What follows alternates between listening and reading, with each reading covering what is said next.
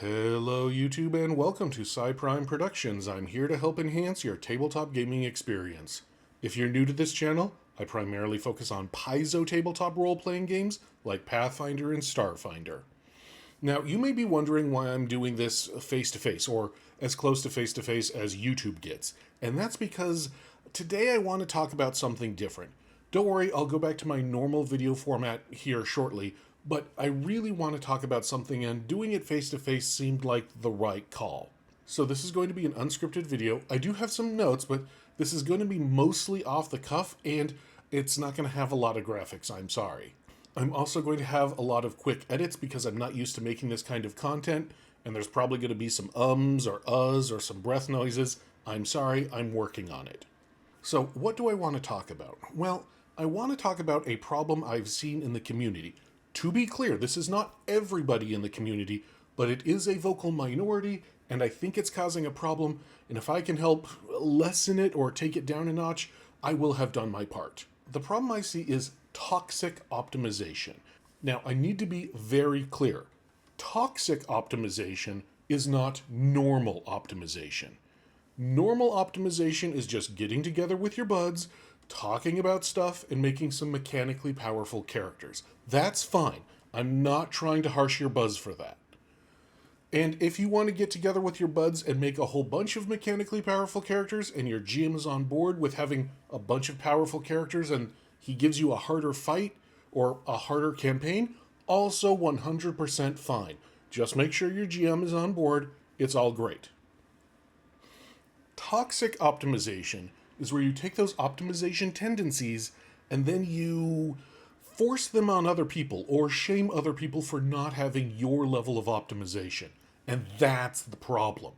I've seen so many people do this on Reddit, on YouTube comments, on Discord, and it's really problematic for 3 reasons. Firstly, it shuts down new and interesting builds. Here's the thing. New builds will often look mechanically weak, but they may have some sort of hidden benefit that optimizers don't normally look for. I'll give you an example. Back in Pathfinder 1st Edition, I made a character that was really good at all untrained skills.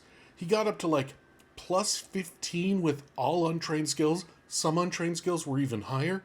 And back in the day, plus 15 to untrained skills was actually really, really good. So even though he didn't do the most damage or didn't have the most spells, he was able to handle a really interesting and diverse set of skills, and it was fine. Now, was he on paper mechanically powerful? No, and some of my friends thought he wasn't going to work at all. But towards the end of the campaign, they admitted, yeah, he worked really well for what he was doing, and he was still doing his other job of, he was a skald, so he used like inspiration and he'd make people stronger. So he still did his job, maybe not as good as some other character, but he also had this skill set that didn't look great on paper but was super useful in the campaign.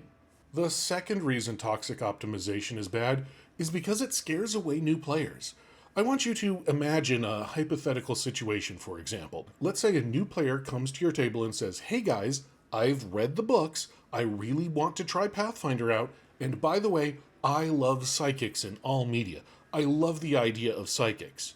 I really want to play a psychic." A toxic optimizer might say, "No, bad. Psychics are bad in Pathfinder. You can't play one. Sit down, shut up, and I'm going to make you a bard and force you to play it." Do you think that guy's ever going to come back? No. Psychics may be not the most powerful class in the world, but they certainly can get the job done. And throwing somebody out or making them feel bad just so you can feel better about your optimization strats, not going to help grow the hobby. Plus, it's kind of gatekeepery. And the third reason this toxic optimization stuff is bad is a lot of times it's wrong. Like, a lot of times people will just see a bad take on Reddit or on YouTube and assume it's true and not look into it at all. I cannot tell you how many times I've seen the argument that the inventor is bad because they do not have a feat that lets them ignore the unstable condition once per fight. That should be a thing that the inventor gets. The only problem? The inventor has that feat. Now, it is a high level feat, and you can argue that it should be lower, but it exists. People are saying the inventor is bad for not having a feat that they have. Now, that's just one example of why people don't like the inventor, and that's fine.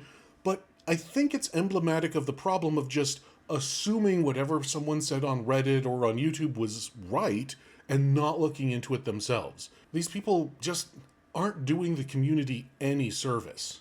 Now, I know what people are going to say in response to this. They are going to say that Pathfinder demands a certain level of power from its characters, or that those characters just aren't going to work. And you know what? You're right. A -1 strength Great Axe fighter is gonna have a really bad time. I understand that. I get it. But there's a difference between a -1 strength Great Axe fighter and a perfectly optimized character. There's wiggle room in the middle. I like to call these solvent characters. These are characters that just, they do their job. They work. Are they perfect? Are they the best at their job? No. Can they do their job? Yes. They are not the -1 strength Great Axe fighter. So what are these solvent characters? Well, I discussed one already. The Psychic. Yeah, a lot of people don't like the Psychic, but I played one levels 1 through 10 in Sky King's Tomb, and she did fine.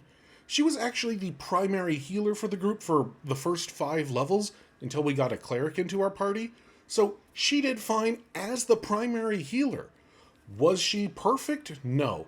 Could she have been stronger? Probably. Did I have a blast playing her? Absolutely. I have a second example for you. I have a Cathar-wielding cleric ranger multiclass. Now, why did I play this character? Well, because I was reminded of Diablo 2's Assassin, and I really liked the idea and the aesthetic of dual-wielding Cathars. So I set out to build a character that dual-wielded Cathars. Now, is a Cathar the best weapon ever? No, it's actually pretty weak. But I made it work, and it's okay. Am I doing the most damage in the party? No. Am I doing my job of keeping the party alive and attacking on turns when I don't need to use heal? Absolutely. So, yes, you can build solvent characters that aren't perfectly optimized and aren't -1 strength Great Axe fighters. Now, you may be asking, why would anyone want to build a solvent character when they can build an optimized character? And the answer for that is, some people just want to play that character. I don't know how to tell you this. Some people like to play different stuff. I, as a cleric, don't always want to play a dude with a shield bashing people, and a free hand for grappling. I played that once. It's fine. It's a good build. I don't want to play that for every cleric. For every fighter, I don't want to play a big poleaxe wielder who makes ample use of reactive strike. Is it a good build? Yes, undoubtedly. Do I want to play that for every single character that's a fighter? No. So, a lot of you are going to ask, where is that line between untenable, -1 strength Great Axe fighter and solvent? And that line is, sadly, it doesn't exist. It depends entirely on what your campaign looks like, what your GM's style is, any house rules you have going, what the other party members are like. It's all dependent. So, how do you talk to a person who you think has an untenable character and not be a jerk about it? And the answer is actually pretty easy. Just talk to them without being a jerk. I don't know how that's so hard for some people. So, if you see someone bringing a, say, -1 strength Great Axe fighter to your table, talk to them. Ask them, hey, why do you want to play that character? That's a really interesting character. Why do you want to play it? And they might say something like, oh, I want to make a character that uses a weapon that's way too big for them, but they use like intelligence and cunning and fencing to win the day. Now, if they say something like that, you can respond by not being a jerk and say, that's a really fun and interesting character concept. Unfortunately, I don't think Paizo has support for that yet. And then you can give them some options that can help them achieve a similar goal without being a jerk. You can say something like, hey, I don't think that build will be very fun for you to play because the system doesn't support it.